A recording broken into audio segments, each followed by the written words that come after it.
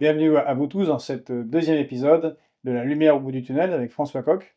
Et on vous rappelle pourquoi c'est la lumière au bout du tunnel, c'est à cause de cet objet qui a appartenu à ton À mon grand-père, grand-père, qui c'est ça, était cheminot. cheminot, résistant, voilà, mais qui l'a longtemps accompagné et qui symbolise beaucoup de choses, il me semble.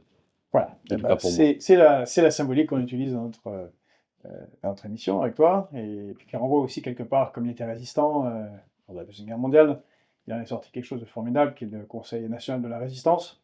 Et c'est d'ailleurs un peu ce qu'on cherche ici à faire en fait. Tout ce qu'on fait, mais avec toi, c'est de penser Oui, comment brasser construire. les idées, aller au-delà parfois de nous-mêmes, pour s'interroger sur des conceptions qui sont pas forcément à la base les nôtres, mais essayer peut-être d'en tirer la substantifique moelle pour voir ce qui pourrait être le phénomène agrégateur, parce qu'il n'y a que comme ça qu'on y arrivera, le phénomène agrégateur qui permettra de reconstruire du commun. Si on fait, chacun reste dans son couloir et on continue à parler les uns les autres entre nous de ce qui nous fait plaisir, très bien, on va entretenir la flamme. Mais on se contentera d'entretenir la flamme en se disant, ben, un jour ou l'autre, d'autres viendront peut-être et arriveront à reprendre la main.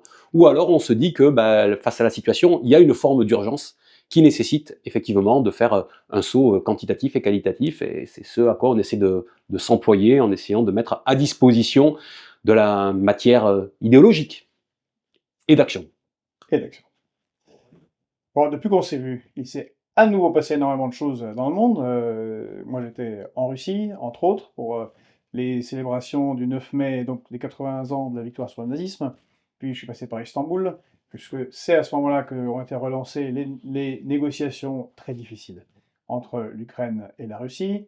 Dans le même temps, Donald Trump, lui, prenait l'avion pour le Moyen-Orient. Il est allé en Arabie Saoudite, au Qatar, entre autres. En Arabie Saoudite, il a tenu un discours extrêmement intéressant sur le fond, parce qu'il embrasse à nouveau la logique multipolaire du monde et clairement positionne les États-Unis autrement que ce qu'ils étaient par rapport aux Européens. Euh, Quand j'ai interviewé Piotr Tolstoï, on en discutait, il émane de la représentation qu'il fait de la Russie, une force tranquille, et c'est clairement ce qu'on voit quand on est à Moscou. Ils sont en train de gagner la guerre, ils vont la gagner jusqu'à quel point, l'histoire des armes le dira, mais ils arrivent très très en force aux négociations à Istanbul. Les Européens et les Américains ne sont pas d'accord, c'est très tendu. Et au même moment, on a eu des élections en Europe ce week-end, dans 3 pays, Pologne, Roumanie, Portugal. On va analyser tout ça, mais ce qui est incroyable, c'est ces 3 élections confirment ton analyse des démocraties minoritaires et ce qui se passe avec le camp libéral. C'est ce phénomène de supernova. Pour ceux qui ne connaissent pas, c'est l'effondrement d'une étoile sur elle-même d'un coup, qui a C'est ça. brillé Mais beaucoup, qui scintille juste qui avant de scintille, s'effondrer. En réalité, elle a de manière une extraordinaire. espèce de dernière réaction avant de s'effondrer sur elle-même et de disparaître. Et c'est un phénomène finalement assez courant à l'échelle Hmm. de l'univers. Nous, on en voit assez peu, je crois, à l'échelle de la Voie lactée, c'est 2-3 par siècle. Mais à l'échelle de l'univers, il y en a quasiment toutes les 5 secondes, je crois, une supernova comme ça qui brille et puis pof, qui disparaît. Qui disparaît par la force gravitationnelle, c'est-à-dire la contraction sur elle-même. Bah, moi, mon idée, c'est que ce à quoi on assiste, et on avait commencé à en parler dans le premier épisode de La lumière au bout du tunnel, c'est que on a l'impression que la séquence qui a été ouverte par l'élection de Trump donne dans les urnes une forme de renforcement, de prime au bloc central, qui est en réalité le bloc libéral. Mais ma deuxième thèse, pour essayer d'appuyer celle-ci, et on va vérifier que déjà la première thèse est vérifiée dans les différents scrutins, c'est aussi que ça constitue quand même, malgré tout, peut-être la dernière étape de luminosité, la dernière tentative de résurgence de ce bloc libéral et oligarchique qui, en réalité, est en train de s'effondrer sur lui-même. C'est pour ça, c'était ça la toile et la trame, la toile de fond et la trame qu'on va essayer de prendre aujourd'hui, parce que on va commenter l'actualité, mais l'actualité, tu le disais, elle va tellement vite qu'une actualité chasse l'autre, et le temps est lui aussi totalement contracté depuis maintenant de longs mois, mais plus encore ces derniers jours. Donc peut-être qu'on peut partir Et effectivement, on peut trouver le dénominateur commun à oui, tous ces événements, et il y en a. Oui, il y en a, il y en a, il y en a. Il faut essayer de chercher, justement, ce qui a en commun, à la fois dans les cycles électoraux, mais aussi dans les grands mouvements des plaques tectoniques de la géopolitique mondiale. Donc, ce week-end, il y avait des événements qui étaient ce que Oui. certains ont appelé je déteste les anglicismes, le Super Sunday, là, puisqu'il y avait plusieurs élections à la fois. Tu as évoqué les élections internationales, il faudra dire aussi un mot, peut-être plus tard, mais d'élections qui sont plus résiduelles, mais qui malgré tout ont un sens quand on commence à s'approcher du détail. Je suis en train de parler des élections françaises. Oui, on en Une parle. élection, par exemple, pour la présidence des Républicains, je sais que tout ça a l'air d'être quantité négligeable, mais ça nous donne des indices. Et puis même une élection législative partielle qui a eu lieu. Mais je crois qu'il faut commencer par effectivement ce qui est la superstructure. Peut-être avant de venir sur les relations internationales, sur les cycles électoraux eux-mêmes, pour faire le lien avec la première élection. Tu le disais, il y a une confirmation de l'état de démocratie minoritaire de laquelle on n'arrive pas à sortir. Voilà. Et ça, c'est le cas depuis, qu'on le veuille ou non, 2017-2018. Hein. Tu sais que moi, j'avais fait le décompte, c'était en 2018, qui avait l'acmé des démocraties minoritaires, plus de la moitié des pays de l'Union européenne, qui avait un gouvernement qui n'avait pas de majorité dans son propre Parlement national. Eh ben, ce week-end, on avait les élections au Portugal, les élections législatives, qui témoignent de ça. Parce que c'était les troisièmes élections en 4 ans. Il y a eu des élections en 2022, et donc un cycle législatif qui aurait dû se terminer en 2026. Sauf que ce cycle de 2022 a déjà chopé en 2024, où il y a dû y avoir déjà des élections législatives anticipées. Et 1 an après les élections législatives de 2024, à nouveau des élections législatives qui ont été convoquées cette année, à nouveau sur des problèmes supposés de corruption hein, et de prise illégale d'intérêt du Premier ministre. Et donc, ces élections ont donné à voir quoi? Eh bien que la démocratie minoritaire qu'il y avait au Portugal suite aux élections de 2024 se prolonge à nouveau avec ces élections de 2025. Alors certes, le Premier ministre sortant est reconduit. Certes, son parti a très légèrement progressé et atteint désormais 32% contre 29% la fois précédente, mais pour autant, ça fait pas la maille parce qu'il y a les 230 sièges à pourvoir à l'Assemblée de la République. Ça veut dire que la majorité est à 116 et ces gens-là, tout mouillé, ils atteignent 90 sièges et s'ils vont chercher des alliés, ils atteindront une centaine de sièges en allant chercher les libéraux, mais ça ne permet pas d'avoir les 116 sièges nécessaires. Donc on parle du Premier ministre Luis Montenegro. C'est ça. Son parti, c'est l'Alliance démocratique, effectivement, qui se maintient, mais n'a pas de majorité. Et comme le Parti socialiste ne va pas les soutenir, c'est déjà été déclaré, ça va être très compliqué de faire une quelconque politique dans ce Parlement. Et ce qui a aussi émergé, c'est le parti populiste d'extrême droite, Chega, qui a été créé comme l'AfD, il y a très très peu de temps, lui, en 2019.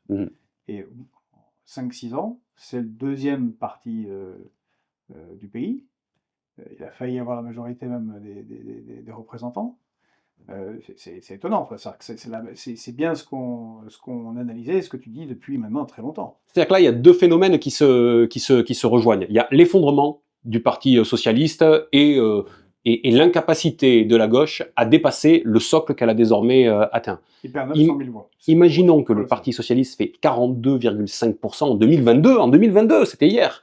Ils ne font déjà plus que 28% en 2024 et ils font cette fois 23% à peu près. Donc c'est une descente aux enfers d'une certaine manière du Parti socialiste qui n'est pas compensée par le reste de la gauche. Hein. C'est pas parce que le Parti socialiste baisse que les autres forces de gauche, le Bloco de Esquerda ou le Parti communiste, tout cela ne progresse pas. Donc la gauche toute mouillée reste à ces étiages qui sont insuffisants aujourd'hui pour non seulement venir concurrencer la droite, qui est une droite libérale très classique au Portugal, mais en plus, le Parti socialiste est effectivement aujourd'hui sous la menace de Chega, qui en 6 ans, entre 2019 et 2025, est passé de 7% en 2019 à 18% en 2024, et à maintenant 23%. Ils sont juste derrière le Parti socialiste, ils sont à touche-touche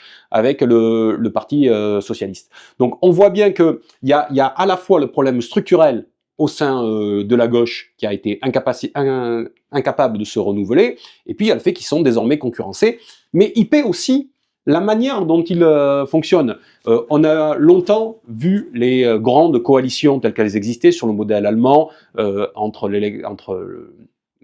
sous une forme d'alliance électorale et gouvernementale entre la droite et la gauche, la démocratie chrétienne et la social-démocratie. Au Portugal, c'est pas ça. Il y a plus une habitude assez traditionnelle de laisser aller le parti qui a remporté les élections, même s'il n'a pas la majorité. Et donc, cette façon de faire du Parti socialiste, de s'accommoder finalement du fait que la droite va gouverner, même si elle est minoritaire, en négociant bien sûr les textes au cas par cas, nourrit elle aussi cette montée de l'extrême droite qui a beau jeu derrière de dire bah, finalement cela s'entendent d'une manière ou d'une autre. Mais en tout cas, ce qu'on constate au Portugal, c'est que d'une certaine manière, à offre politique constante, parce que c'est ça la réalité, c'est la même offre politique d'élection en élection sur les principaux partis, l'irruption qu'il y a aujourd'hui, c'est celle de Chega, c'est tout.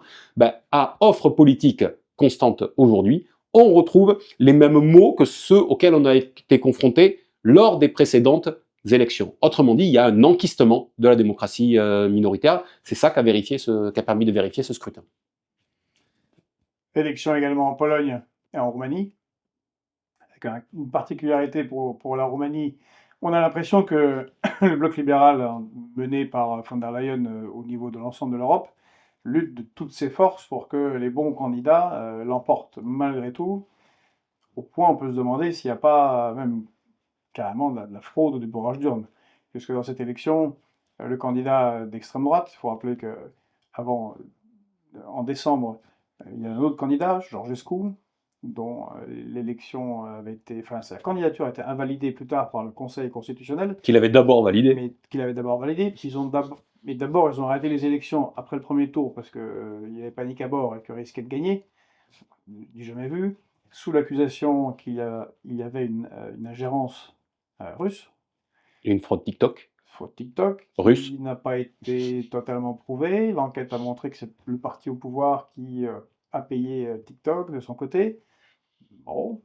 Et la nouvelle élection, et le dimanche soir, vers 20h30, 21h, le candidat populiste, extrême droite, là, comme on veut, était à 51, 5, 52, et dans la nuit, comme pour les élections en Moldavie il n'y a pas très longtemps, le matin, il se retrouve perdant avec le candidat, le maire de Bucarest, qui l'emporte. Et on apprend le lendemain par le patron de Telegram, Dourov, qui avait été arrêté l'été, qui accuse la France carrément d'ingérence de type russe, puisqu'il dit le patron de la DGSE m'a demandé cet été de favoriser le candidat européiste, le candidat soutenu par Bruxelles et Paris, sur Telegram, j'ai refusé. Bon, il met dans une situation très très difficile la France. Pour le moment, il n'a pas avancé de preuves, mais comme il y a eu la visite de l'ambassadeur de Roumanie au président du Conseil constitutionnel roumain au moment de l'invalidation de Georgescu, comme il y a eu des déclarations pas très intelligentes de Mme Valérie Hayé, chef des macronistes au Parlement européen, qui a dit « nous allons tout faire pour faire élire le candidat pro-Europe », et jusqu'à aller mobiliser la communauté expatriée roumaine, qui a permis au bon candidat de l'emporter, on a clairement une ingérence française et qui est perçue comme telle. C'est-à-dire, la panique est telle que les pays extérieurs sont obligés d'intervenir pour que ça ne craque pas en Roumanie. Oui, alors, moi, je vais pas rentrer dans le détail de ce qui s'est passé autour du jour du scrutin, parce qu'on a encore besoin d'informations. Les aura-t-on un jour? Ça, c'est moins sûr. Mais déjà, il y a quand même 3 leçons principales. La première, elle avait été tirée en amont du scrutin de dimanche, qui est que ce que tu as rappelé, il y a un scrutin qui a eu lieu, il a été arrêté en cours de route, après avoir été d'abord validé par la Cour constitutionnelle roumaine. Celle-ci a fait demi-tour sous la pression, on a bien compris, de l'Union européenne, et donc on a annulé un vote, purement et simplement. Il ne s'agit pas là de s'exprimer sur le fond sur M. Georgescu, c'est pas la question, et cet homme n'est pas mon objet, mais on peut quand même se dire que quand on atteint de telles pratiques, c'est que les choses ont évolué. Défenseur de la démocratie dans le monde entier, parce que bon. Et donc il y a ça en toile de fond qui est un premier enseignement pour nous tous. C'est que un saut a été fait, un saut qualitatif dans la manière dont le pouvoir s'arc-boute pour faire advenir le résultat électoral qu'il veut voir sorti des urnes et qui est conforme aux intérêts de l'oligarchie bruxelloise. Ça, c'est le premier point. Le deuxième point, tu viens de l'évoquer, c'est que la séquence de décembre, ajoutée à la séquence de ce week-end, et notamment l'intervention de M. Dourov, le patron de Telegram, quelle que soit la part de vérité ou d'exactitude ou de semi-exactitude de ce qu'il y a derrière, quel que soit le résultat, porte atteinte à l'image de la France sur la scène internationale et auprès des opinions internationales. Voilà. Le mal est fait, celui-là il est fait. Car il faut être certain, là tu as parfaitement raison, il faut le dire de cette manière, quelles que soient les preuves. Et même s'il n'y a jamais de preuves, le mal est fait. Dans les pays du Sud global, c'est considéré comme vérité absolue. Dourov, la France a tenté de corrompre Dourov pour orienter les élections. Voilà, ça c'est l'Occident collectif. Ce sont les ennemis, c'est comme ça. Enfin, je le lis sur les forums ou à la presse dans les pays du Sud global, c'est très frappant. Le mal est fait. Le mal est fait. Et le troisième point, on aura peut-être l'occasion d'y revenir quand on aura évoqué la Pologne et quand on va peut-être passer à la situation Russie, Ukraine, États-Unis, la bande des quatre qui se réunit dans son wagon, etc. Il y a quand même quelque chose qui apparaît totalement vain, illusoire, c'est-à-dire que partout au sein de l'Union européenne, on a vu le scrutin roumain déjà présenté comme un scrutin d'intérêt mondial. Enfin, on avait l'impression que c'était l'avenir de l'humanité qui se jouait en Roumanie ce dimanche. Et tous ces gens aujourd'hui, la base principale de l'OTAN quand même. Ouais, mais en fait, tous ces gens aujourd'hui s'enorgueillissent de la victoire du camp libéral, comme si c'était le triomphe du libéralisme sur derrière toutes les politiques conservatrices, nationalistes, et puis surtout contre le peuple. Mais enfin, tout ça à l'échelle de ce qu'est la discussion dans cette zone, dans cette partie du monde, quand dès le lendemain, c'est ce que je disais, on va y revenir, il y a un coup de fil entre Donald Trump et Vladimir Poutine, et que le soir même, le président des États-Unis tient une conférence de presse pour dire très explicitement que les États-Unis vont se désengager en Ukraine, finalement tout ça est extrêmement vain. On est en train de se battre, nous autres au sein de l'Union européenne, les dirigeants et les médias qui relaient cela et font des sauts de cabri sur quelque chose qui finalement n'est pas si signifiant que cela. Et les grandes affaires du monde, c'est pas là qu'elles se jouent, c'est pas là qu'elles se discutent, et on est en train de nous amuser avec un hocher. Je crois que les élections roumaines ont été une forme de hocher qu'on a essayé de nous brandir sous le nez pour nous détourner en réalité de l'impasse dans laquelle se trouvent les pays de l'Union européenne et notamment le groupe des quatre. Puis le cas d'Ourov nous montre aussi que Emmanuel Macron est quand même assez peu malin et agit avec très peu de circonspection. Quand il l'a arrêté, il n'a visiblement pas fait attention que le codeur principal de Telegram, le frère de Dourov, lui à Saint-Pétersbourg, qu'il ne l'a jamais quitté, et que ce soit vrai ou non, la vengeance est un plat qui se mange froid, et Dourov fait de toute façon un strike contre Macron. Macron n'a pas contrôlé cette affaire Dourov du tout, et ça se retourne contre lui. Quoi de particulier pour les élections en Pologne, puisque on est... Celles-là sont très importantes. Moi, à mon sens, c'était les plus importantes du week-end. Pourquoi? Parce que bon, la Pologne, tu l'expliqueras mieux que moi, a un rôle absolument stratégique aujourd'hui, tant dans son rapport historique entre la Prusse, pardon, et la Russie, et puis dans sa relation avec l'Ukraine. Hein. Il suffit d'avoir une carte géographie en tête, et on voit très bien les enjeux qui sont ceux qu'il y a aujourd'hui en Pologne. Sauf que la Pologne était dirigée par le parti Droit et Justice, le PiS, et depuis 2023, aux élections législatives, eh bien, le PiS a non pas été battu, il avait terminé en tête, si je ne m'abuse, mais il y a une coalition qui a émergé, avec à sa tête Donald Tusk, l'ancien président du Conseil européen, ancien président du PPE aussi, hein, de la droite au sein du Parlement européen, et qui donc depuis 2023, et je ne crois pas qu'on dise premier ministre, on dit président du Conseil des ministres, je crois que c'est ça qu'on dit en Pologne. Donc oui, quelqu'un bien établi à Bruxelles, et qui n'avait que des amis auprès de lui pour son élection en 2023. Sauf que depuis 2023, M. Tusk est bien embêté quand même en Pologne, il avait promis à l'époque 100 réformes en 100 jours. Et maintenant, 2 ans après, il n'en a réussi que 12. Pourquoi? Parce qu'il est bloqué par la présidence de la République, qui est détenue toujours par le PiS. Et la présidence de la République a un rôle assez limité en Pologne, comme dans un certain nombre de pays qui ont un tel système institutionnel, mais elle peut bloquer les initiatives législatives. Et donc, M. Tusk n'a pas pu appliquer la politique telle qu'il la voulait. Et donc, l'élection présidentielle devenait de fait extrêmement importante.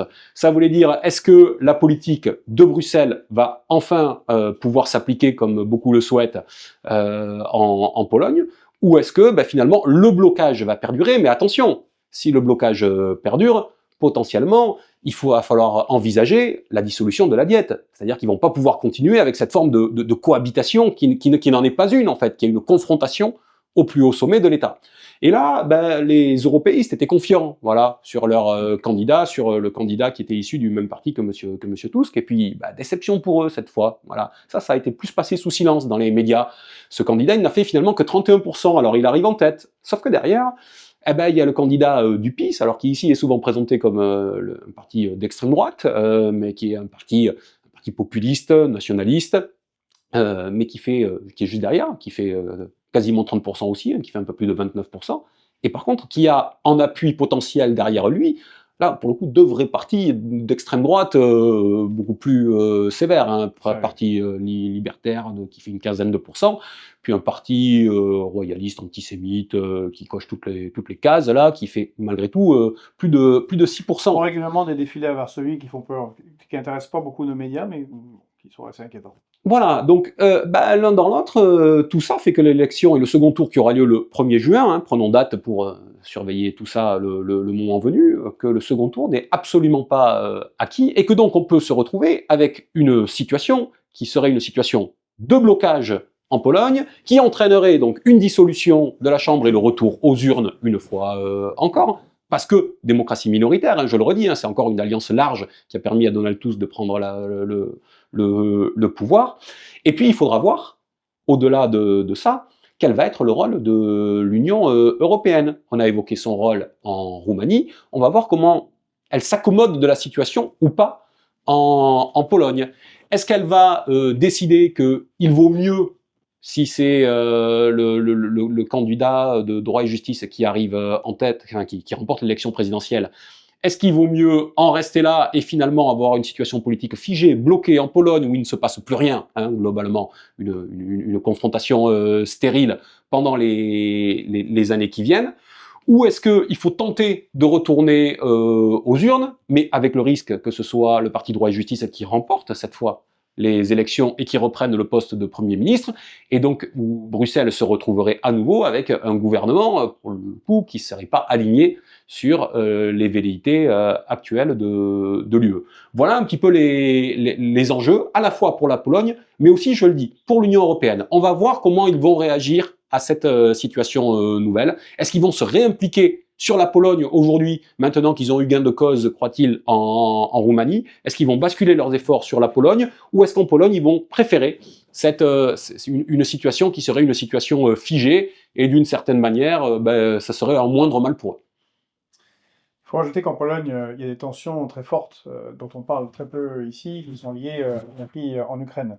Tu as parlé des partis d'extrême droite et monarchistes, Puis en fait, c'est aussi une réalité dans le PiS. Il y a une vraie tension avec l'Ukraine. D'abord une tension mémorielle. Ils souhaitent que l'Ukraine reconnaisse les crimes des troupes de Bandera, les exactions dans les années 30 et les massacres pendant la Deuxième Guerre mondiale. C'est quand même plus de 5 000 civils dans la région de Galice, de Galice et de Volhynie. Certains, y compris, considèrent que tout ça c'est la Pologne et que bon, un effondrement de l'Ukraine pourrait être une occasion pour la Pologne d'avancer plus loin, c'est un rêve géopolitique de long terme, et puis il y a des tensions avec les Ukrainiens, tout simplement. C'est-à-dire que là où les Polonais font pression sur l'emploi ailleurs avec les travailleurs détachés, ils ont la même pression, eux, avec ceux qui sont moins chers, qui sont les Ukrainiens, et c'est le premier pays dans l'Union européenne où vont les Ukrainiens, les hommes, les femmes, qui travaillent, et ça crée des tensions très fortes. On l'a vu avec la révolte agricole. Elle a été un peu oubliée, mais il y a 1 an et demi, ça a commencé en Pologne, puis ça a fait en Roumanie, puis en Bulgarie, puis en Croatie, puis en Slovaquie, donc jusqu'en France, jusqu'au salon de l'agriculture. Pour s'en sortir, Macron avait dû convoquer Zelensky et lancer sa opération militaire. C'est clairement un contre-feu face à cette colère, colère paysanne. Donc c'est manifesté très fortement en Pologne parce qu'ils ne veulent pas d'une production massifiée appartenant à 2 oligarques en Ukraine qui se déversent sur leur marché. Donc c'est une tension très forte. Il y a aussi ce phénomène, alors on verra bien ce qui va se passer le 1er juin. Moi je fais le pari que le bon candidat va gagner. Parce qu'il y a un phénomène, il y a une sorte une technologie maintenant atlantiste qui est le vote des diasporas. Ça a commencé, je fais un aparté, mais c'est intéressant parce qu'on l'oublie, et d'ailleurs la Russie l'a utilisé elle-même après, faisant dans les mêmes outils dans des régions d'Ukraine. C'était l'indépendance du Monténégro par rapport à la Yougoslavie.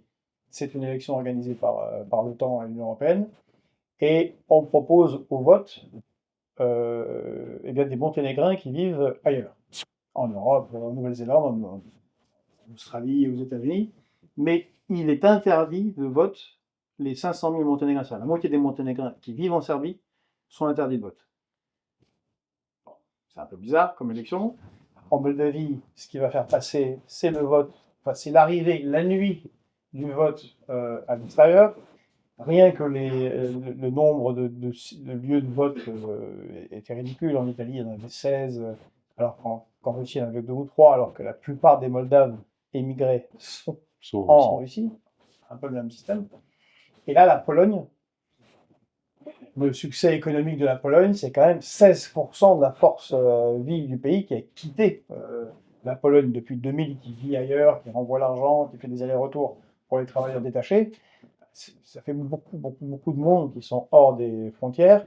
Et on a vu aussi en Roumanie, on a quand même une technologie qui doit être électorale, qui doit être assez bien rodée pour faire gagner le bon candidat si ça ricraque le jour de l'élection. On verra bien En tout cas, ils commencent à préparer le terrain là-dessus, puisqu'ils expliquent que les reports de voix entre le candidat droit et justice et les candidats d'extrême droite ne vont pas être finalement des reports de voix si automatiques. Bon, voilà, on voit qu'il y a un premier tir d'artillerie qui est en train de se mettre en place là-dessus. Peut-être juste un dernier mot sur cette partie Union européenne. On évoquait tout à l'heure cette idée de supernova, c'est-à-dire qu'il y a une surbrillance un petit peu avant la contraction et l'effondrement. Il y a cette idée qu'il faut que les choses aillent vite. J'y pense parce que j'ai entendu ces derniers jours le président Macron faire suite aux élections qui ont eu lieu il y a quelques semaines maintenant en Albanie. Où là encore, enfin, c'est le bon candidat. Je ne sais pas quel était le bon candidat. Hein. Je ne sais pas s'il y a beaucoup de bons candidats en Albanie. C'est un peu, en tout cas, selon un certain nombre de critères, et notamment critères de vertu ou mise à distance de certaines formes de corruption. On peut s'interroger hein, quand on est à distance. En tout cas, toujours est-il, ouais, c'est un peu compliqué l'Albanie. Toujours est-il que le candidat désiré a gagné et parmi les critères, il était envisagé que l'Albanie rejoigne l'Union européenne d'ici 2030, mais celui qui s'est précipité pour dire que l'Albanie finalement avait déjà tous les contours d'un pays qui pourrait rejoindre l'Union européenne, c'est M. Macron, et pour dire qu'elle pourrait rejoindre l'Union européenne dès 2027. Autrement dit, on voit bien qu'ils ont besoin aujourd'hui d'essayer d'aller trouver de l'oxygène là où ils le peuvent et de mettre un peu sous séquestre les différents pays. En tout cas, c'est l'une des interprétations, je pense, qu'on peut et qu'on doit faire. Puisqu'on faisait une métaphore physique, l'oxygène, c'est pas ce qui accélère l'incendie. Ah, ça sert de combustible. L'entrée de Mais l'Ukraine, parce qu'il y a ça aussi, ces discussions. ouais, Comment accélérer l'entrée de l'Ukraine? L'entrée de l'Ukraine, même si la guerre était arrêtée, brutale comme ça dans l'Union européenne, ce serait une catastrophe financière, sociale, économique, industrielle, généralisée. pour l'Union européenne. Pour l'Union européenne, Mais bien sûr, par pour contre, les citoyens qui pourraient, pour le coup, prendre les fourches. Encore une fois, les agriculteurs l'ont déjà fait. Mais par contre, justement, parce que certains voient bien que ça serait une difficulté pour l'Union européenne, ce n'est absolument pas une ligne rouge, ça nous permet de basculer sur la question de la Russie, pour la Russie, puisque je me rappelle avoir entendu Dmitri Peskov dire que, bien sûr, l'entrée de l'Ukraine dans l'OTAN était quelque chose de totalement inenvisageable, mais que si l'Ukraine voulait rentrer dans l'Union européenne, elle était souveraine et c'était son plein droit de le faire. On voit bien un petit peu la forme de baiser de la mort qu'il y avait là-dedans. Oui, il faut vraiment se méfier. Si les Russes disent ça avec un tel sourire, c'est que bon, ils ont bien compris que ça allait poser d'énormes problèmes à l'Union européenne. Voilà. Alors ça a beaucoup bougé aussi sur la question russe hein, depuis maintenant quelques jours. Peut-être moi la première chose que je voudrais mettre en exergue, parce que on pourrait se dire que c'est de l'écume, mais pas simplement. Le président Macron s'est invité à la télévision il y a quelques jours. Bon, on sait toujours pas très bien pourquoi. Hein. Vous vous rappelez, hein, il avait fait un tir d'artillerie lui aussi depuis ses vœux du mois de décembre dernier pour dire qu'il allait consulter les Français par référendum. Et donc là, d'un coup, il a dit qu'il s'invitait à la télévision un mardi soir, si je ne m'abuse. Tout le monde s'est dit, bah, il va annoncer un référendum. Quel référendum il va annoncer? Sur quel sujet? Le mec est venu, il a parlé pendant 2h30.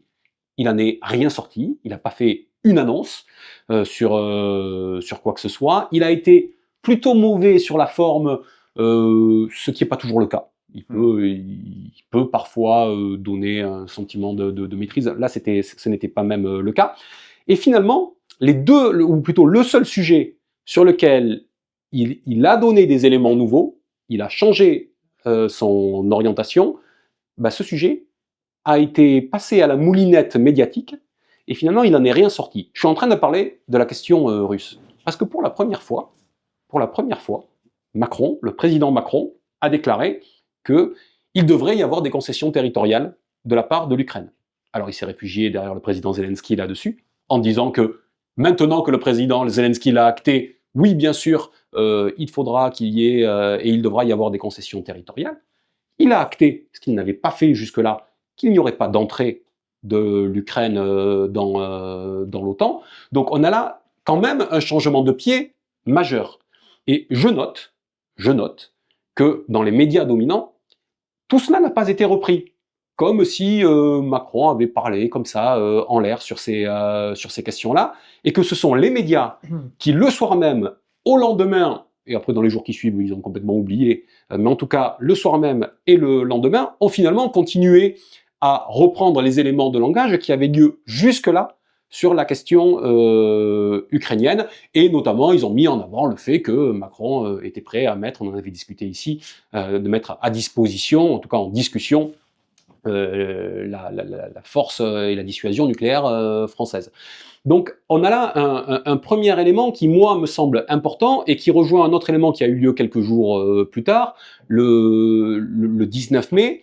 De la même manière, il y a eu un élément structurant qui a été une journée très riche où, je l'évoquais tout à l'heure, le président américain Trump a appelé le président russe Poutine, où un tout petit peu plus tard, les Européens se sont réunis par téléphone avec Donald Trump. Donc Trump, Starmer, pour le Royaume-Uni, Macron, le chancelier Merz pour l'Allemagne. Tous ces gens se sont coordonnés de manière téléphonique. Von der Leyen en arrière-fond. Von der Leyen était autour de la pieuvre téléphonique, elle connaît bien cette histoire de pieuvre, elle.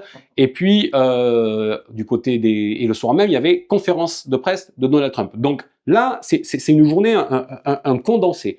Bah, finalement, le retour médiatique qu'on a eu aussi ne traduit pas les propos des dirigeants. C'est-à-dire qu'aujourd'hui, on se pose souvent la question, on se dit, les médias sont à la botte des principaux dirigeants. Mais on voit bien aujourd'hui que même quand les dirigeants font un petit peu évoluer leur position, la nuance, font des premiers pas, ben, ce qui ressort à grande échelle, finalement, c'est rien, et ça lie les mains aussi, peut-être d'une certaine manière, des dirigeants. Moi, je suis peut-être plus encore choqué par le fait que les médias dominants, aujourd'hui, restent sur une position figée, belliciste, où il ne faut pas essayer de trouver une issue, où le moindre cheminement diplomatique doit être balayé d'un revers de main pour faire place à la pensée dominante qui est celle qu'ils appliquent depuis 3 ans et dont ils ne veulent pas varier. Je le dis parce que ce sont deux choses différentes. On a souvent tendance à penser qu'elles s'articulent très exactement. Eh ben, je trouve qu'il y a de plus en plus de hiatus entre l'une et l'autre, le champ médiatique dominant et les dirigeants. Tu as complètement raison là-dessus. Une étude avait été menée par Noam Chomsky. D'ailleurs, alors, ici on en a parlé, on l'avait interviewé Pierre Conessa, grand géostratège français. Il avait écrit le livre, son dernier livre, c'était le complexe militaro-médiatique. Et il montrait que c'est les médias qui étaient les plus va-t-en-guerre. Et il faisait référence à une étude qui était faite aux États-Unis, entre autres par Chomsky et ses équipes, sur le fait que, à l'analyse, c'est d'abord dans les médias qu'il y a une poussée belliciste qui est reprise par les politiques plutôt que l'inverse. Donc c'est un vrai acteur dans les relations internationales. Et tu parlais de Macron. Je te permets de corriger, tu as fait une petite erreur. Macron a déjà parlé de concession territoriale. Macron est assez incroyable parce que si les gens lui suivaient ce qu'il dit, d'abord il passerait pour quelqu'un d'assez ridicule puisqu'il noterait les différences, mais on retourne un an en arrière. Crise agricole, en particulier sur le problème lié à l'Ukraine. Macron, contre-feu. Zelensky arrive, accord de coopération militaire. On y écrit clairement que la France contribuera à aider l'Ukraine, à récupérer tous ses territoires de 91, y compris la Crimée. Bon, c'est un projet militairement complètement délirant, mais peu importe. C'est quand même signé ça. 2, qu'elle rentrera de manière accélérée dans l'UE et dans l'OTAN. Bon, il y a 3 mois, il a déjà dit, il a un peu agacé, M. Zelensky doit comprendre qu'il faut faire des concessions territoriales. Mais à ce moment-là, ça a été beaucoup commenté aux États-Unis, mais pas ici. Normalement, les journalistes auraient dû dire, bah, vous avez signé un papier il y a 8 mois, vous vouliez aider Volodymyr à récupérer tous les territoires, et là vous dites qu'il faut qu'il fasse des concessions. Déjà, ça n'avait pas été noté, et là, rebelote, effectivement, c'est omerta totale, puis omerta sur la manière dont s'est déroulée la discussion entre Poutine et Trump. Alors déjà, les Russes, comme les Chinois, sont très très attachés à la symbolique. À l'époque, il y avait des pas des criminologues, des Kremlinologue. Vas-y. Ah, voilà, Kremlinologue. Ah, on va pas y arriver. Bon, on a des spécialistes du Kremlin qui étudient quand et pourquoi ils font, parce que, encore une fois, comme les Chinois, c'est très important, le protocole. Poutine a pris son appel depuis une école, avec Trump, depuis une école de musique. Pour enfants. Ça signifie, les amis, on n'est pas dans le très important, pour le moment c'est secondaire, c'est préparatoire, on verra. Et c'est le premier qui sort.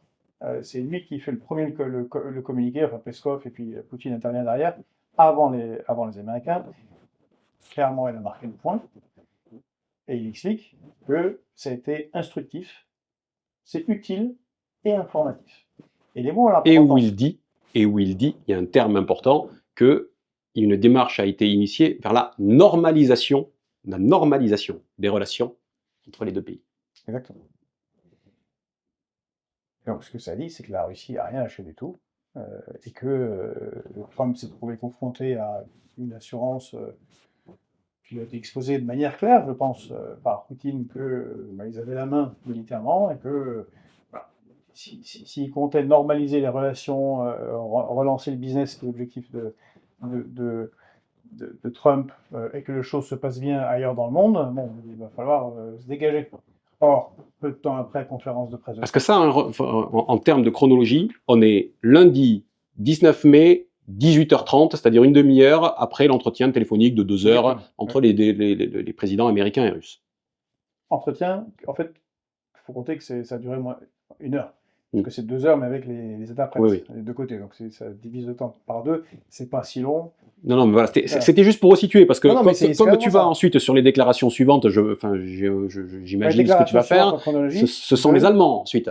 Oui, ce sont les Allemands. Ce sont les Allemands, ensuite, suite au coup de fil qui a eu lieu derrière entre Donald Trump et la bande des quatre, plus Garde-Schurm von der Leyen. Voilà, qui eux sont furieux.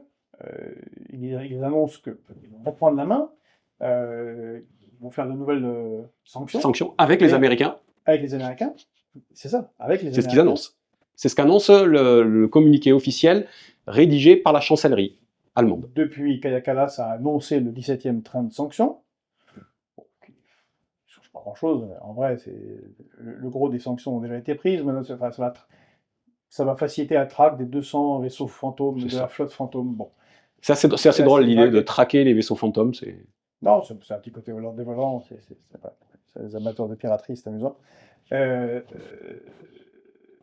Et avant Merz, comme Trump, comme Starmer, pardon, comme Macron et comme Starmer, et Macron encore l'avait dit, dès qu'il y aura un cessez-le-feu, nous enverrons des troupes de paix pour garantir la sécurité.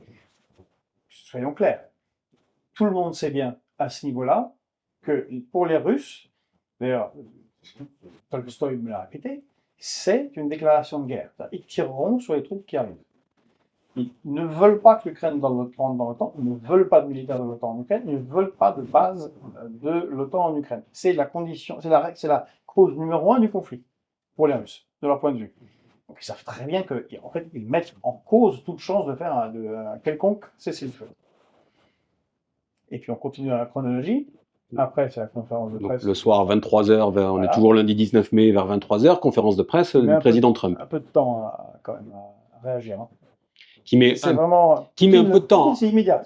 Qui met un peu de temps à réagir, mais sa réaction est très claire. Oui. Ce que dit Trump, il dit de toute façon, cette guerre n'est pas la nôtre. Nous n'avons pas de boys en Ukraine. C'est ça qu'il dit. Il le dit mot pour mot.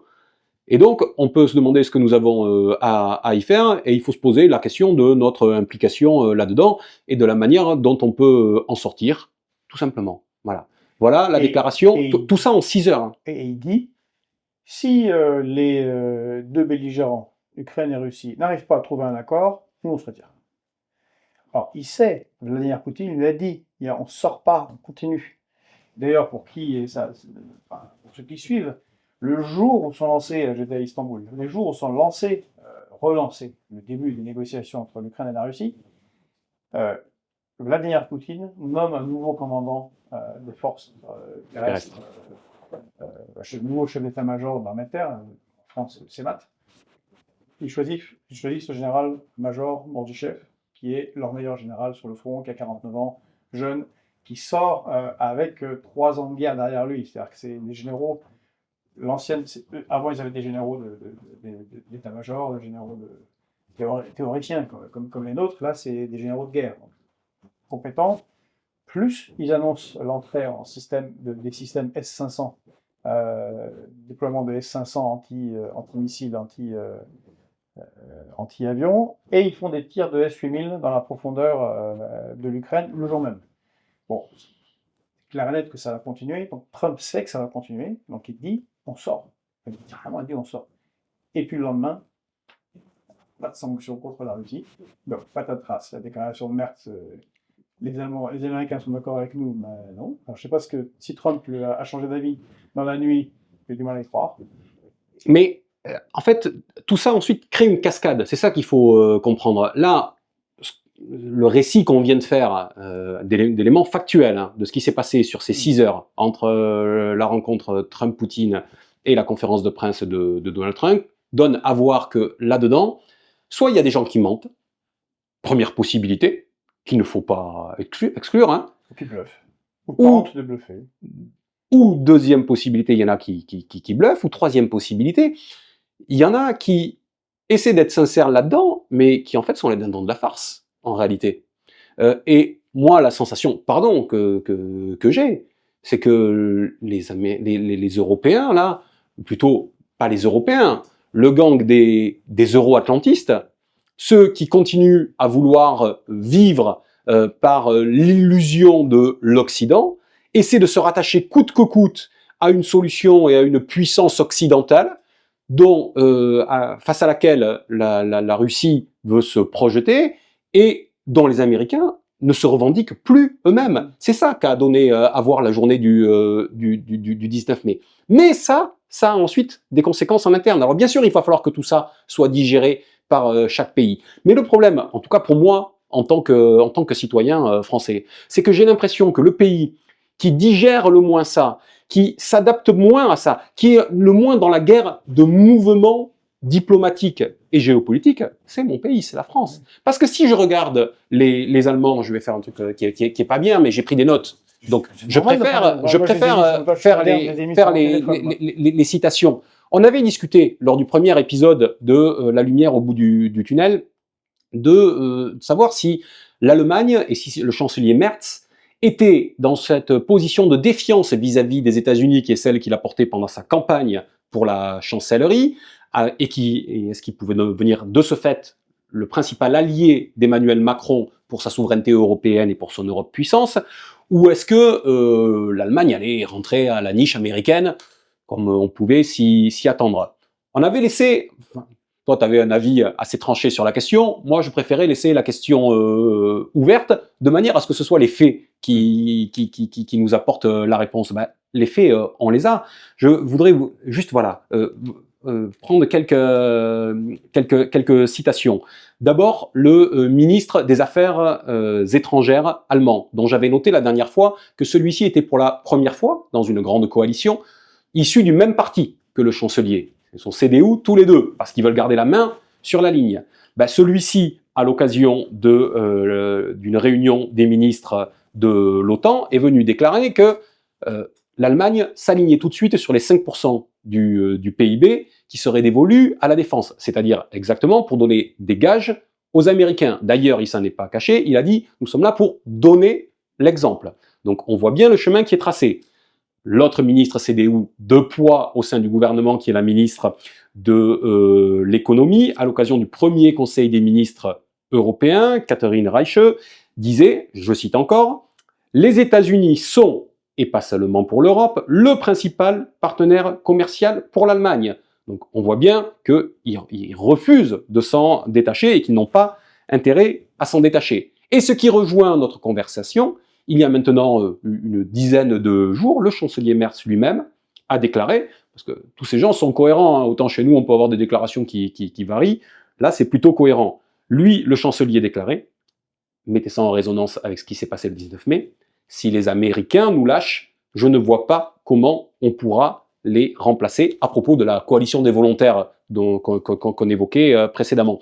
Autrement dit, l'Allemagne a fait son choix de ce point de vue, de ce point de vue-là.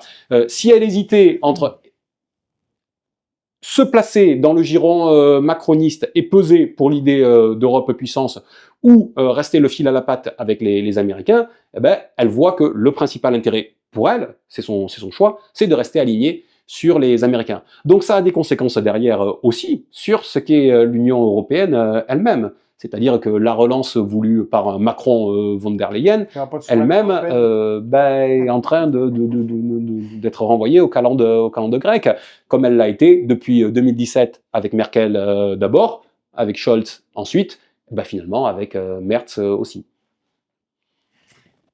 Alors le problème, c'est pour l'Ukraine, parce que les positions des Européens sont idéales pour les Russes, qui, eux, clairement, veulent continuer la guerre. Il n'y a pas de... Ce qu'il faudrait, en réalité, c'est, compte tenu de la situation sur le terrain, ce qu'il faudrait pour l'Ukraine, c'est là, maintenant, signer qui s'appelle une capitulation. Elles perdent 4 territoires, en plus de la Crimée, et ne pas rentrer dans l'OTAN, puisque de toute façon, Trump a déclaré qu'il ne rentrera pas dans l'OTAN. Une concession assez facile à faire, même si c'est ça qui a lancé la guerre. Bon, on peut comprendre la déception, mais la continuation de la guerre, c'est plus de territoires pris. Or, les Russes profitent des positions des Européens. Alors, Lavrov l'a dit, on ne peut pas signer quoi que ce soit tant que les Européens ne sont pas clairs, et au prochain round de négociation, ce sera 5 oblasts. Il l'a dit clairement, il n'y a pas de... Puis ça sera 6, puis ça sera 7, puis ça sera 8. Or, le réalignement qui est en cours des Européens ne semble pas changer leur délirium verbal quant à l'Ukraine.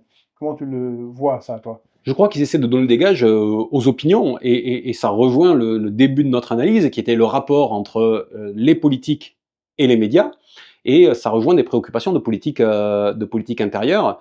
Les médias entretiennent ce climat, cette ambiance belliciste, le fait qu'il y a une polarisation entre le bien et le mal, et qu'il faut être placé du bon côté face à l'adversaire irréductible. Les politiques sont d'une certaine manière obligés, en tout cas, ils consentent à s'aligner sur cette vision, et donc ils donnent à voir toute cette théâtralisation qui est celle du wagon de train dans lequel on a retrouvé Merz, Steinmeier et Macron, qui sont là dans quelque chose qu'on imaginerait très solennel, qui en réalité sont en train de se fendre la poire. Tout ça est du théâtre, tout ça est du jeu. Et aujourd'hui, il y a un hiatus extrêmement important entre cette représentation-là, et ce qui se passe sur les faits. Mais ça rejoint ce qu'on disait, c'est-à-dire que finalement, tous ces pays, toute l'action de ces pays a un côté au mieux insignifiant, et finalement, ils sont tout juste bons à soit s'amuser à Bruxelles pour voir comment on attache les bouchons sur les bouteilles en plastique, ou alors à se préoccuper de l'élection du président roumain, pendant que les grands enjeux se déroulent à côté d'eux, mais ils ne sont plus invités à la table. C'est ça qui se dégage. Et ça rejoint le fil conducteur qui est le nôtre, cette idée de supernova. Si on regarde ce qu'on disait il y a un instant, il y a cette tentative de relancer dans un dernier sursaut cette souveraineté européenne dont les peuples ne veulent pas, mais dont un certain nombre de pays ne veulent pas, à commencer par l'Allemagne et par sa Cour constitutionnelle, qui elle est très claire depuis 2009 et qui a tranché la question. Et les tentatives de Macron que j'évoquais sur l'Albanie pour accélérer le calendrier, ou les tentatives de Macron et de von der Leyen pour faire sortir depuis le discours de la Sorbonne 2 l'Europe puissance à la place de la souveraineté européenne, mais en portant le même logiciel, on voit bien que c'est le dernier halo de luminosité, d'une certaine manière, avant l'effondrement sur lui-même qu'on voit poindre avec le fait que l'Allemagne est en train de reprendre ses billes. Est-ce que le fait que Merz, pendant plusieurs mois, a dit qu'il était prêt à aller vers une Europe puissance, est-ce que c'était réellement une étoile qui recommençait à briller, ou est-ce que c'était le flash de luminosité avant l'effondrement sur elle-même de cette Union européenne? De plus en plus, ça ressemble quand même à un effondrement, et c'est ce que devraient donner à voir les mois qui viennent. Chacun est en train de reprendre ses billes pour faire au mieux de ses propres intérêts nationaux. Ça s'entend, il y a une cohérence à ça, mais le danger, c'est ceux qui refusent de regarder la réalité en face, et qui prennent des vessies pour des lanternes, et qui continuent à s'arc-bouter sur soit une puissance occidentale qui n'existe plus depuis que les États-Unis se sont séparés de l'armature européenne, soit l'architecture européenne, dont de plus en plus de pays ne veulent plus, parce qu'ils pensent que leurs intérêts, et c'est pas forcément à moi d'en juger, pour les Allemands, et je vois bien à quel point ils sont pris en étau par les Américains d'un point de vue économique, et plus globalement en étau entre les Américains et les Russes, mais qui essaient de s'en sortir en se raccrochant directement, non pas à l'UE, mais aux États-Unis. Voilà un peu la séquence condensée qui est sans doute l'essentiel, et qui est celle qui est finalement la moins visible, parce qu'on voudrait nous faire croire que tout va pour le mieux et qu'on est dans une forme de linéarité et de continuité par rapport au projet des uns et des autres depuis des années. De fait, on est devant une nouvelle phase historique pour l'Europe. Un changement radical. On peut même se Ah, un demander changement si, paradigmatique, oui. on peut se demander même si une victoire russe claire et nette avec une capitulation de Kiev n'entraînerait pas un effondrement d'une UE qui a été construite, en fait, une machine de vassalisation aux États-Unis qui, comme tu as dit, s'écarte. Ça n'a plus aucun sens, en fait. Et comme il y a en interne dans chaque pays un tiraillement sur des peuples pour s'occuper de leurs intérêts ou défendre leurs identités, ça craque des deux côtés, du maître et des peuples en dessous. Ça ne peut pas tenir longtemps, en fait. En fait, sur cette question de l'Union européenne, il y a une discussion, ça fait partie des sujets militants que beaucoup aiment avoir. Est-ce qu'il faut prôner la fin de l'Union européenne? Comment sortir de l'Union européenne? Et puis il y en a d'autres qui disent, moi c'est ma thèse, ce truc-là va s'effondrer de l'intérieur, depuis le début. Voilà. Ce truc-là va se disloquer. Et il faut se préparer à cette phase de dislocation pour être un élément moteur à la fois pour reprendre en main totalement notre souveraineté, mais aussi pour être un élément agrégatif par rapport aux autres pays, pour reproposer des constructions alternatives sur des formes différentes, concentriques. Bon, tout ça se discute. Mais il y a ces deux idées. Est-ce qu'il faut en sortir ou est-ce que ce truc va s'effondrer de toute façon de lui-même et contribuer à, en tout cas, mettre en lumière cet effondrement? Ben là, on a une partie de la réponse et on a d'autant plus la réponse que plus la guerre dure en Ukraine, et plus l'effondrement finalement de l'Union européenne se rapproche. C'est ça qui est quand même très paradoxal dans l'attitude d'un Emmanuel Macron ou de certains autres dirigeants. Starmer, lui, pour le coup, il est déjà en dehors. Mais en tout cas, Macron, lui qui se présente comme un européiste convaincu, que ne voit-il pas que justement, plus la guerre dure en Ukraine, et plus les tensions entre les pays de l'Union européenne, et même dans le cœur nucléaire de l'Union européenne, et entre la France et l'Allemagne en particulier, vont être importantes et où chacun va reprendre ses billes. Ça, c'est le moyen terme. Et après, il y a d'autres enjeux. Et je reprends ma petite fiche pour faire une dernière citation, parce que j'ai pris quelques notes quand même sur les Allemands. Parce que ça, c'est le court terme, le court ou moyen terme, l'effondrement de l'Union européenne. Mais moi, il y a des choses qui ne me laissent pas indifférent sur le long terme. Et je dois dire que j'ai été assez choqué par le discours qui a dû avoir lieu. On devait être le 14 mai, le premier discours devant le Bundestag du Premier ministre, du chancelier pardon, Friedrich Merz, qui a dit, puisqu'il évoquait toujours maintenant cette nouvelle grande question dont on est aujourd'hui si fier de la défense, et je le cite, qui a dit qu'il voulait doter l'Allemagne de l'armée conventionnelle la plus puissante d'Europe. Voilà la déclaration du chancelier. Pardon de le dire, on évoquait l'histoire de cette lampe tout à l'heure, ces mots résonnent pour moi d'une manière Je crois que tu un n'es pas petit, le peu, seul. un petit peu curieuse. Surtout Et si on y ajoute une crise économique forte dans laquelle est rentrée l'Allemagne, puisqu'elle est en récession. Forte armée, crise économique en Allemagne, ça n'a jamais fait bon ménage. d'autant qu'il poursuit en disant que le renforcement de la Bundeswehr, l'armée allemande, est notre priorité absolue. Et il justifie cela comment? En disant, et je continue à citer, c'est ce qu'attend le pays le plus peuplé et le plus puissant d'Europe. Pardon, mais cette trame, la manière dont il explicite les choses, pour son premier discours au Bundestag, ne devrait pas passer inaperçu. Voilà, parce qu'il y a les conséquences de court terme aujourd'hui, les conséquences de moyen terme sur le devenir de l'Union européenne, mais il y a aussi notre relation à notre cher voisin allemand, avec qui nous avons un passé commun, mais parfois un petit peu tumultueux. Voilà. Donc, je crois que il ne faut pas aujourd'hui faire et sauter à la corde en se disant qu'il n'y a pas des choses qui sont en train de s'écrire aujourd'hui et qui resteront sans conséquence demain. On devrait peut-être penser à miner les ponts sur le Rhin. Peut-être pas encore, j'ai dit qu'il y avait des temporalités, mais en tout cas, c'est pas anodin. Voilà, je crois pour être sérieux que on ne peut pas là encore balayer d'un revers de main de telles déclarations et au contraire même s'en féliciter et dire ah c'est formidable, les Allemands sont en train de réarmer, ils consacrent 5% du PIB à leur défense, ils veulent l'armée la plus puissante d'Europe et ils disent qu'ils justifient ça au nom de la puissance et de la grandeur de leur peuple. Pardon, mais les bras m'en tombent. Ah, on n'a pas fini. On est, il reste 10 minutes avant 5 heures. Il faut un certain temps pour revenir au centre de Paris. Ouais. On est à combien là? 1h05. On a fait 1h05 déjà?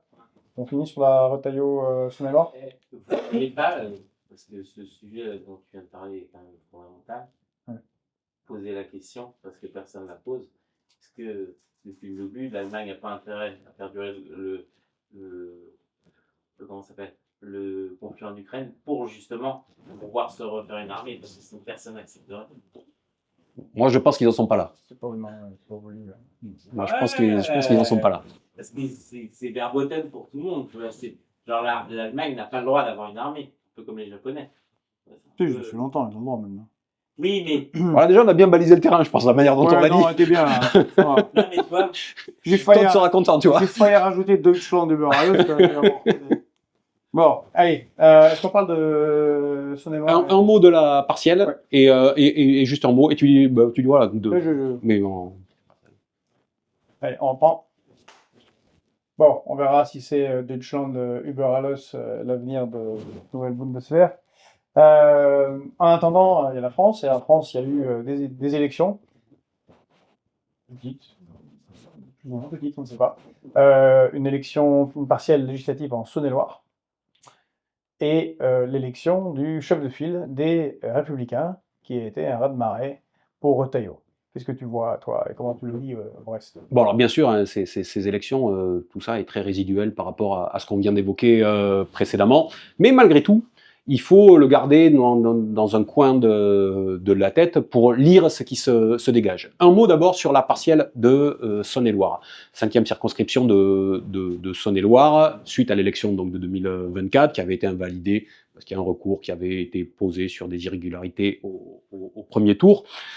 Alors, bien sûr, ok, c'est une partielle, il ne faut pas faire d'une partielle un enseignement général. Pour autant, quand il y a plusieurs partielles, ça commence à donner une idée, et puis il faut voir ce qui se dégage de la partielle. Partielle dans laquelle le candidat sortant est un candidat du Rassemblement national qui avait été élu à l'occasion d'une triangulaire la fois précédente. Cette fois-ci, la participation est inversée, c'est-à-dire qu'il y avait 32% d'abstention la dernière fois, là il y a 32% de participation. Ce qui n'est pas ridicule pour une partielle. Ce qui n'est pas ridicule pour une partielle, voilà. Par contre, avant même le jour du scrutin, le premier renseignement, c'est que c'est une pagaille totale de l'échiquier politique. Une pagaille totale. Je dis ça parce que, ok, il y a le candidat RN sortant qui se représente. Mais face à lui, il y avait une candidate du bloc central et macroniste, qui était une candidate Horizon. Édouard Philippe, mais qui avait annoncé que si elle gagnait, elle ne siégerait pas dans le groupe Horizon à l'Assemblée nationale, mais dans le groupe Renaissance de Macron-Attal, et qui avait pour suppléant l'un des principaux collaborateurs du Premier ministre, Bayrou. Voilà, donc déjà, pagaille de ce côté-là. Il y avait face à elle, toujours à droite, un candidat LR. Mais en fait, non, pas vraiment LR, parce qu'il n'avait pas demandé l'investiture de LR, mais il avait annoncé qu'il siégerait, lui, au groupe LR s'il était élu. Et puis, à gauche, il y avait, là où il y avait la dernière fois une candidature unique du nouveau Front Populaire, il y avait une candidature LFI, qui se revendiquait du NFP, mais la candidature qu'il y avait en face du Parti Socialiste déniait à LFI le droit d'utiliser le logo du NFP, et pendant ce temps-là, parce qu'ils savaient pas trop quoi faire, les Verts ont dit qu'ils soutenaient la candidature LFI parce qu'elle était NFP, mais les communistes ont dit qu'entre les deux candidatures, ils savaient pas trop qui soutenir, donc ils soutenaient personne ou tout le monde à la fois. Bon, bref, vous voyez le bazar total, et qui retranscrit bien, mais c'est une donnée politique, pardon, c'est une donnée politique. Je rigole parce que tu décris très bien la donnée politique générale par l'exemple, par le prisme de cette élection. Et qui pourtant n'est pas une élection locale, parce que c'est une élection à dimension nationale, parce que M. Bardella est venu soutenir son candidat, M. Odoul aussi pour le Rassemblement national, mais le ministre Ferracci est venu sur le terrain, et du côté de LFI, il y a eu M. Bompard et Mme Aubry, donc il y avait une dimension nationale, et ça reste malgré tout cette pagaille. Première donnée. Deuxième donnée, les résultats. Ben, les résultats, c'est que le candidat du Rassemblement national perd certes un petit peu, mais il reste en tête, et assez largement. Il avait fait 35% la dernière fois, il fait un peu plus de 31% cette fois-ci. Le candidat LR, plus ou moins dissident, estampillé sans être estampillé LR, lui, se qualifie pour le deuxième tour et fait 25%. Et puis ben derrière, c'est loin derrière. C'est-à-dire que derrière, on retrouve en troisième position le Parti socialiste qui fait 16%, on retrouve le candidat du bloc gouvernemental qui fait 12%, alors même que cette candidature, la dernière fois, elle fait beaucoup plus, et puis on retrouve la candidature LFI qui fait 8%. Donc là aussi, il faut en tirer des enseignements. D'abord, tout ce qui touche de près ou de loin au bloc gouvernemental est aspiré vers le fond. C'est-à-dire que ça donne l'impression de continuer à briller, mais en réalité, c'est un effondrement sur lui-même. Tiens, on retrouve notre idée de la supernova. On constate aussi que à gauche, il y a un basculement, on le voyait s'opérer depuis un certain temps, dans ces élections partielles du rapport de force, entre la gauche, entre LFI et la gauche du Parti socialiste, qui se traduit là donc par ce nouveau rapport de force électoral. Il faut en tirer aussi comme enseignement que au sein de LFI, hors Jean-Luc Mélenchon, point de salut. On peut vouloir faire croire que LFI existe en tant que tel. En réalité, ce qui draine la capacité d'attrait et la puissance politique de LFI, ça reste Jean-Luc Mélenchon. Mais c'est normal, ne pas vouloir le voir, c'est ne pas comprendre ce qu'était LFI. LFI, c'était quelque chose qui s'est construit sur 3 objets, enfin on est assez bien placé pour le savoir. C'est une stratégie politique, la révolution citoyenne, c'est un programme qui était l'avenir en commun, et c'était la fonction tribunicienne incarnée par Jean-Luc Mélenchon. Et on voit qu'à partir du moment où il n'y a plus cette incarnation de la fonction tribunicienne dans une élection comme cette élection partielle, eh bien LFI, en tant que tel, est un mouvement politique qui, lui aussi, n'a pas les moyens d'entretenir sa propre dynamique. Je le dis pour les gens qui sont sympathisants, militants au sein de LFI, qui, d'une manière ou d'une autre, vont bien être obligés d'envisager un jour ou l'autre la suite post-Mélenchon. Ils doivent se poser, c'est à eux de se poser cette question, mais ils doivent se poser la question de ce qu'est leur mouvement et de leur capacité à perdurer derrière dans le temps. Donc voilà. Parce que là, on aura un cas supernova magnifique, d'effondrement très rapide avec le dernier moment de brillance. C'est fort probable, mais voilà en tout cas un certain nombre de petits enseignements qu'il faut tirer. Le dernier enseignement sera tiré à l'occasion du second tour. Les différents candidats ont appelé à faire une fois encore le barrage républicain face au Rassemblement national. On verra jusqu'à quel point il va marcher. Je disais que ces élections, malgré tout, même si ça reste des partielles, commencent à donner une idée. C'était la 4e élection partielle. La première avait eu lieu dans les Ardennes. Le candidat sortant RN avait été battu au profit de Renaissance, si je ne dis pas de bêtises. La deuxième avait eu lieu dans l'Isère. Le candidat sortant LFI avait été battu au profit de Renaissance. La troisième avait eu lieu dans le Jura. Le sortant LR avait été remplacé par un autre sortant LR, et cette fois-ci, on verra ce qu'il en advient, mais le candidat LR semble plutôt en bonne position pour l'emporter. Voilà pour de petits enseignements, je le redis, il ne faut pas extrapoler au-delà de ce qui doit être fait, mais ça reste une élection qui a une dimension politique. Et puis voilà, l'autre élément, là encore, pas si déterminant que ça, peut-être moins déterminant encore que ce qu'on croit, c'est l'élection au sein de LR. Pourquoi n'est-elle pas déterminante? D'abord pour ce que représente LR aujourd'hui, de par son score aux élections nationales, de par les gens qui sont impliqués. Moi j'ai vu que chez LR on se félicitait beaucoup qu'entre les 43 000 militants à jour de cotisation au début de la campagne en février et le moment du vote où il y en avait 120 000, ils ont multiplié quasiment par 3 leur nombre de militants, ce qui est bien, hein, ce qui est une performance. Mais enfin, on est loin de ce qu'étaient les étiages de l'UMP, par exemple en 2000, à l'approche de 2012, où ils avaient plus de 325 000 personnes à jour de cotisation et qui militaient. Donc le parti lui-même n'a pas la même force propulsive, le même objet. Et puis surtout, la campagne a donné à voir que, en réalité, Wauquiez, Retailleau, Wauquiez, c'est kiff bourricot, hein, l'un et l'autre. Donc, il y avait un petit peu la même ligne qui était portée, ce qui veut dire donc que cette élection n'a rien tranché. Elle n'a pas tranché de question de ligne politique, elle a tranché simplement l'accession et la présidence de LR en remplacement de M. Ciotti, parce que c'est quand même pour ça qu'avait lieu cette élection, mais elle ne tranche pas si l'orientation doit être de tenter de s'élargir et de grappiller et de manger sur la droite du côté de Reconquête, du RN, etc., ou si la stratégie doit être de faire un front beaucoup plus ample, qui doit englober le bloc gouvernemental, voire aller jusqu'à la droite du Parti socialiste. Toutes ces questions restent en suspens, vont être les questions qui vont être celles en réalité de la désignation du candidat à l'élection présidentielle. Mais par contre, la vraie conséquence de tout ça, elle a lieu sur le gouvernement lui-même. Parce que M. Retailleau, qui désormais est président des Républicains, n'en demeure pas moins ministre du gouvernement, ministre de l'Intérieur du gouvernement Bayrou. Sauf que tous se sont dès à présent empressés pour dire que maintenant qu'il est ministre et président des Républicains, il devrait quand même marquer la différence entre l'un et l'autre. Comment va-t-il faire? C'était la déclaration de M. Wauquiez le soir même de l'élection qui appelait M. Retailleau à ne pas diluer, c'est ces termes, les Républicains dans le macronisme. Et il n'a pas fallu attendre plus de 48 heures pour entendre, attendez, la porte-parole du gouvernement, qui elle-même est issue de la droite sénatoriale LR, dire que le macronisme, probablement, trouvera une fin dans les mois qui viennent avec la fin du deuxième quinquennat Macron. C'est-à-dire, elle reprend ce qu'avait dit Bruno Retailleau pendant la campagne, qui disait « le macronisme ne survivra pas à Emmanuel Macron ». On voit donc bien là que ce gouvernement, en grande partie illégitime, de M. Bayrou, un attelage minoritaire au sein du Parlement, est aujourd'hui tiraillé, lui aussi en interne, est proche en réalité d'une explosion qui aura nécessairement des conséquences sur la vie politique française. C'est sans doute le prochain épisode. Alors, je note juste un élément sur Retailleau que je trouve intéressant, même si c'est maintenant de l'histoire ancienne, puisque ça a 17 ans, mais moi je lui reconnais une qualité, c'est vraiment une continuité sur un sujet qui est totalement en opposition complète avec l'opposition d'Emmanuel Macron. Retailleau fut jeune, il fut un jeune de Villiers.